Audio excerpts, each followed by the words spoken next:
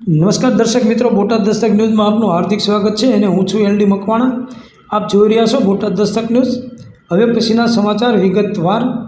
બોટાદમાં નકલી number પ્લેટવાળી car ઝડપાઈ।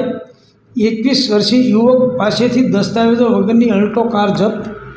બોટાદ એસઓજી પોલીસે ગુનાહિત પ્રવૃત્તિઓને અટકાવવાની કવાયત હેઠળ એક મહત્વપૂર્ણ સફળતા મેળવી છે। પોલીસે ડુપ્લિકેટ નંબર પ્લેટ સાથે ફરતી અલ્ટો કાર સાથે એક શખ્સની ધરપકડ કરી છે।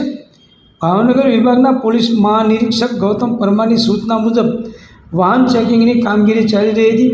બોટાદ જિલ્લા પોલીસ અધિક્ષક કિશોર બળોલિયાના માર્ગદર્શન હેઠળ પેટ્રોલિંગ કરવામાં આવી રહ્યું છે, ત્યારે એસઓજી પીઆઈ MG જાડેજાના માર્ગદર્શન હેઠળ એસઓજીની ટીમ પેટ્રોલિંગમાં હતી।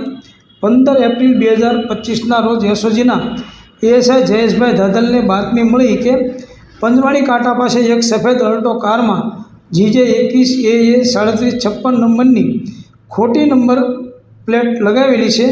પોલીસે તપાસ કરતાં કારમાંથી નાના પાળિયાદના 21 વર્ષીય અરુણભાઈ જસમતભાઈ ઓળખિયાને ઝડપી લીધો હતો। આરોપી પાસે કારના કોઈ કાયદેસરના દસ્તાવેજો નહોતા। તેણે ગુનાહિત કૃત્ય કે છેતરપિંડી કરવાના ઈરાદે પોતાની અલ્ટો K10 કારમાં નકલી નંબર પ્લેટ લગાવી હતી। પોલીસે ₹50,000ની કિંમતની કાર જપ્ત કરી છે। આરોપી વિરુદ્ધ BNSની કલમ 336(2), 336(3) અને 340(2) હેઠળ કાયદેસરની કાર્યવાહી શરૂ કરવામાં આવી છે।